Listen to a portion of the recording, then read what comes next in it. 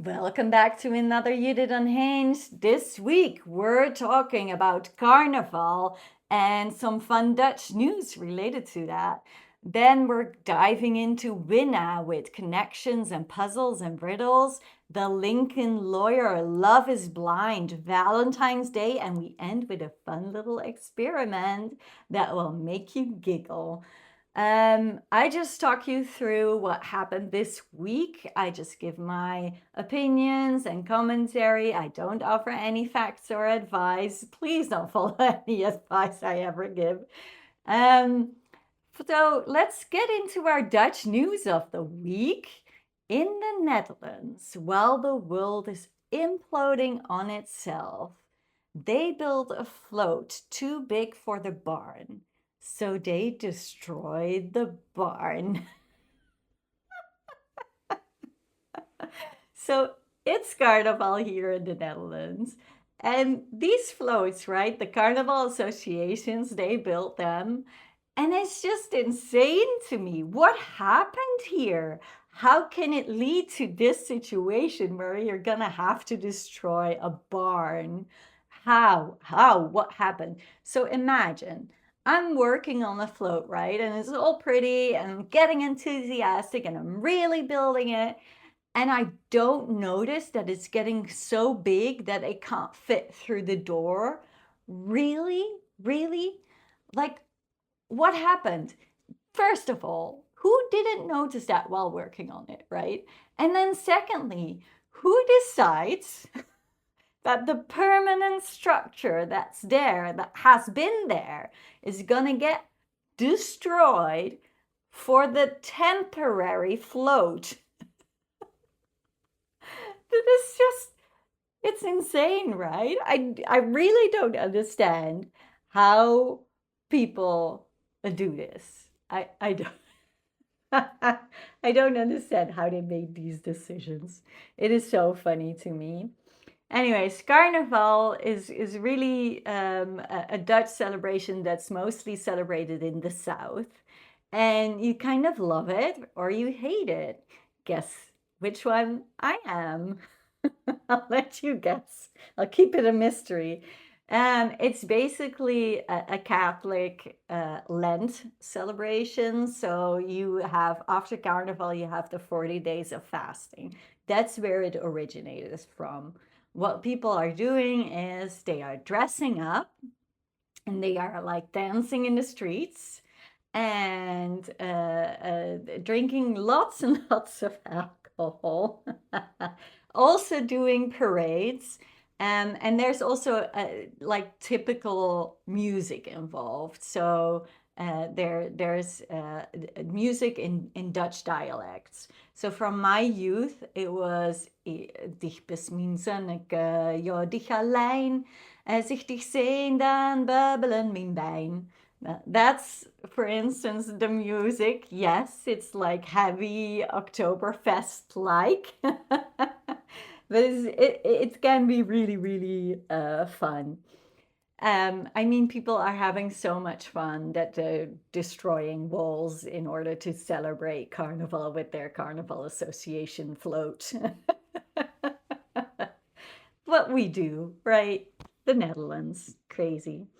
Anyways, this week on Armchair Expert, they finally had Winna on because I think they celebrated their 8 years of podcasting. I can't believe it's just 8 years. I thought they would have been like in my life for 15 years, but I guess not. And Winna is the mind behind Connections. I think it's a New York Times game. And Dax and Monica are obsessed, specifically with her, but then also with the game, and they want to win and stuff. But then they sort of heard from people like, hey, Winna is this fan, right? So I think she'll do like a wink to Armchair Expert. And then lastly, when they had the like Golden Globes, she winked at them. She put Armchair Expert into the Connections. So they got her on and asked her directly, was it a wink to us, because Armchair Expert can be anything, right? It doesn't have to be that podcast. It can be something else. But no, she confirmed it, and that was really, really fun to hear. And I was gaming this week, and Winna was talking about puzzles and crosswords and doing things like that. And I was playing Rummy Cup with my youngest. And it just made me think, like, gaming is such an important part of my life, of my history, and I would like to share it in my videos more and more as well. So I'm sitting on that idea of maybe doing like puzzles or riddles and having some fun with that. And maybe incorporating that somehow. We'll have to see what comes out of that. They did discuss a riddle that Dax came up with, which is you're in a cage with a lion, but the lion is sleeping. And the lion will be sleeping for, let's say, 30 seconds before it wakes up. What do you do? Like, he says, I'm going to attack it. I'm going to attack that lion and make sure that I'm on top and that it can't eat me, right? And that I can survive for as long as possible. I shared, I think, my experience with tigers here. I don't think I'll have any thoughts of surviving. I think I will be in that cage with the lion and I will think, okay, it's been a good ride. This was it. This is the end. It's fine. I just hope that the lion makes it quick because we know cats. Cats are evil. That's why I love them. So let's hope it's quick and not that the lion drags it out. We'll see. Love cats. Really, really big lover of cats. That brings me to what I've watched this week. So I've been deep into The Lincoln Lawyer. Mickey and his Scooby Gang fighting crime, standing up for justice. It is such a fun show, and it has really, really stolen my heart. And part of the reason why is that Scooby Gang element. For me, the Scooby Gang concept first got introduced in Buffy, right? You have a gang, not a criminal gang, a fun group of people together who share a same goal or a purpose and then do that. It comes from Scooby-Doo. That's where the term comes from. For me, it originated sort of with Buffy. But you see it in all sorts of shows, but less and less so as the years progress, more so from my era. And in Xena, for instance, you have Xena and Gabrielle and Joxer, and then sometimes other people flutter in and out, just like real life, right? People come in and out of your life, but you do things together and you share experiences, and you are a Scooby Gang together, fighting for justice or evil, whatever you like. And in Buffy, you have Buffy and Xander and Willow and Giles. That's the original Scooby Gang. Of course, there are more members, but the original, the OGs, were them.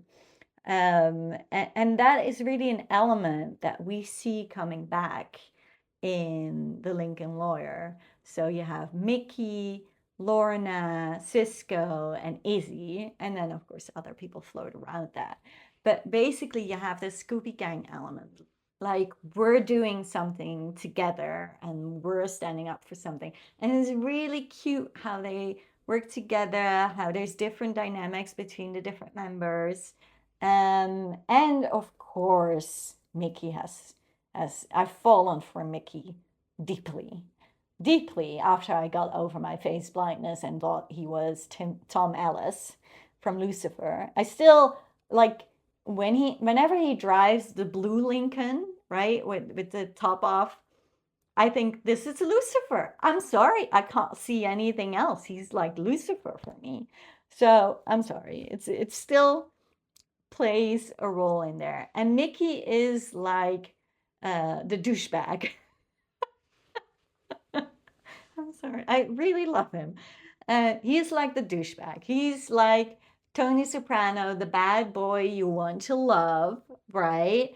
He does do like gimmicky tricks, like when he got smacked in the face and he had blood capsules to pretend that his client attacked him so that he could get a mistrial. Stuff like that. You think like, Mickey, really? Jumping into bed with the first woman that offers you some snacks? I mean, if I did that, no. You can't go around life, Mickey. You can't do that. It's not good for you. And he gets into trouble anyways. She was a murderer, convicted. But the funny thing is as well, like Mickey gets beaten up so badly, I think every season. He there was this car crash. He and his driver, not Izzy, thank God. He and his driver were in there and they were targeted and pushed off the road, and their car went like that, and it was totaled. So there were car parts everywhere. It was sizzling. It was like fully destroyed, and the driver dies. Spoiler, I say afterward. The driver dies, and it's like, okay. And what does Mickey do? He like goes like, oh, my head hurts a little bit. Oh no, what happened? And he has maybe a scratch. That's it. Again, I'm not an American. The American cars are a little bit different. I talked about that. What was it in His and Hers, and about all the car scenes that they had there. But it's just so interesting how they like keep making bad things happen to him, and then he just walks it off like it's nothing. You'd also be like severely traumatized after those things, and you wouldn't just go back to work. I think they show that beautifully in season 3 with the DA lady who she has someone who was it like someone she a wife beater who she put behind bars, but he wanted to come out to go to his grandmother's funeral, and she granted him that day, but she forgot to inform his ex, so the victim, and he killed the victim. If you do that, if you're responsible for those kinds of things, it has an impact on you as a human being. There is only so much trauma we can handle. Of course, there's people that handle it better than other people, etc. But you're impacted by it, whether you want to or not. And in this case, they portrayed that really beautifully with her, because she couldn't handle it. And I can understand that you feel responsible for the consequences of your actions, even if you're not directly responsible for the tragedy that happened, right? So I really understand it. It's a great watch. It's such a fun show. You're gonna love those characters. And I'm just having a great time watching it. Meanwhile, it's almost Valentine's, which is a really interesting celebration and festive day. Honestly, I absolutely hate receiving gifts. I really don't like being the center of attention, says the lady who makes videos for the internet. But I really don't like it. I don't like receiving gifts. It's kind of like when I was in primary school and it was my birthday and we had to stand on, yes, this is what they did in the Netherlands. They have different ways to celebrate now, but this is what they did. They made you stand on your chair, stool, chair, and everybody sang to you and clapped. Imagine as a little girl just having to stand on a chair. First of all, I have a deep fear of falling. I always thought it would be heights, but it's not. I have a fear of falling. There's a difference between the two.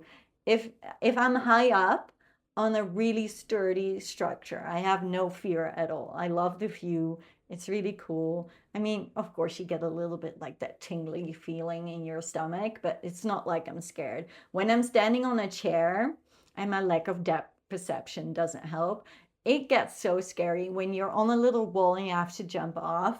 Stuff like that scares me so much. It's so scary.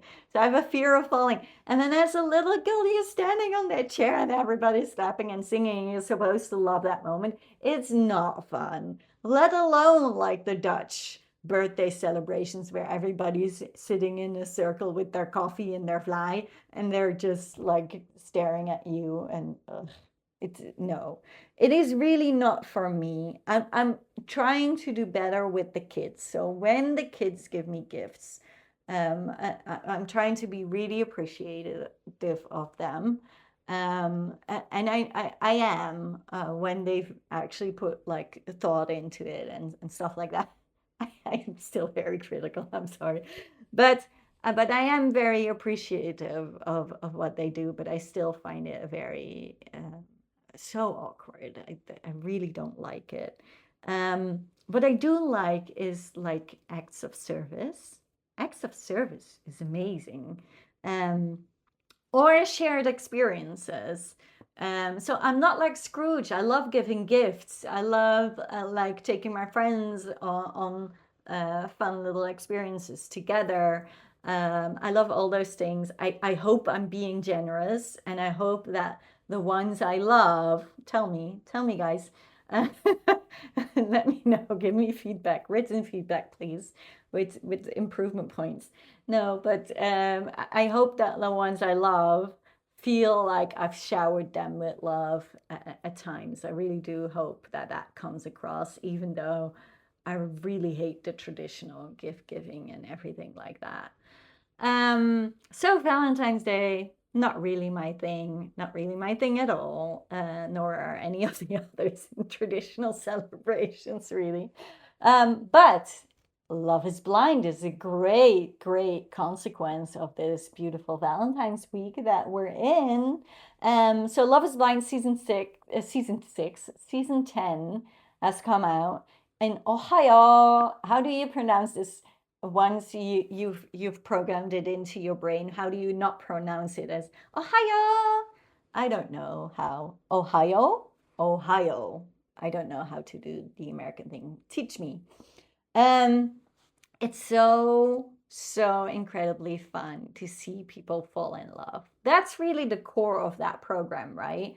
People that fall in love together. We see the process happening before our eyes. We think, oh, you're making such dumb choices, but they're so cute and they're falling in love and they go for all the bad things that they shouldn't go for.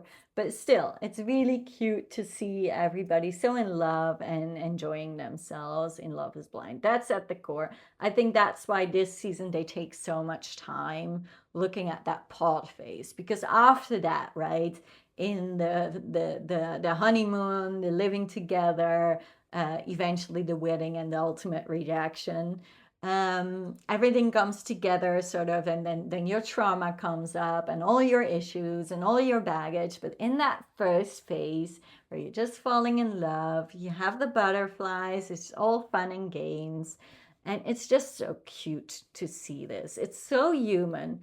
Everyone wants to be loved, and everyone um, really relates to that feeling. At least I hope that if you're watching that you relate to that feeling, because it's really cute. Um, I find it so interesting though in this pod phase that they have such issues with dating multiple people. So you can see it from both sides. So from there's two ways of looking at this. One is I'm the person that's dating multiple people. So I have three people that I'm dating that I really like, and I have a lot of difficulty choosing. I can't imagine that you wouldn't have a preference, honestly. I think if you have difficulty choosing, you're not thinking with your gut. You're not going, you're too rational about it. Because yes, everybody, I think every partner, every person can be something to you. Yeah, It's you get different things from different people. So I get that, but you should have a preference. Come on, this is love that we're talking about. And it's fine if you like multiple people. I can see that. Um, and then we have the other side of the story, which is where most of the trouble comes in. The recipient of that love. So you are dating one person, well, that person is dating three other people, and you've already picked them, right? You've already said, I only want you, you're my top one. But they are still thinking about it.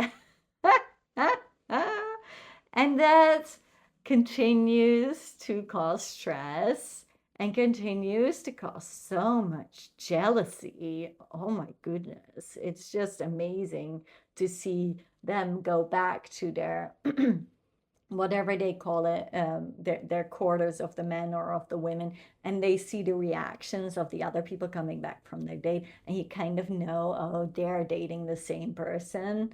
And it's just so much jealousy. I don't understand it. I do not understand any of these people's reactions and issues to dating multiple people. You sign up for Love is Blind. I'm sure there are people by now that haven't seen the show yet and that don't understand the concept.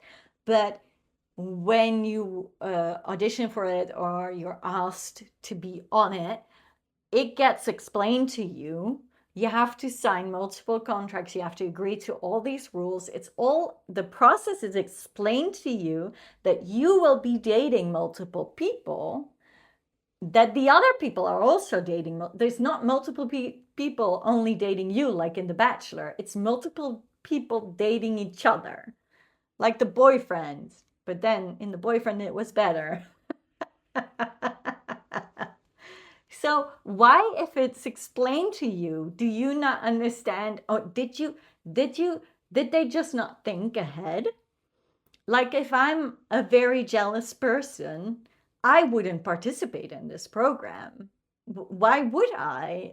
If you know that you have issues with dating multiple people, then don't join Love is Blind. This is the whole concept of the show.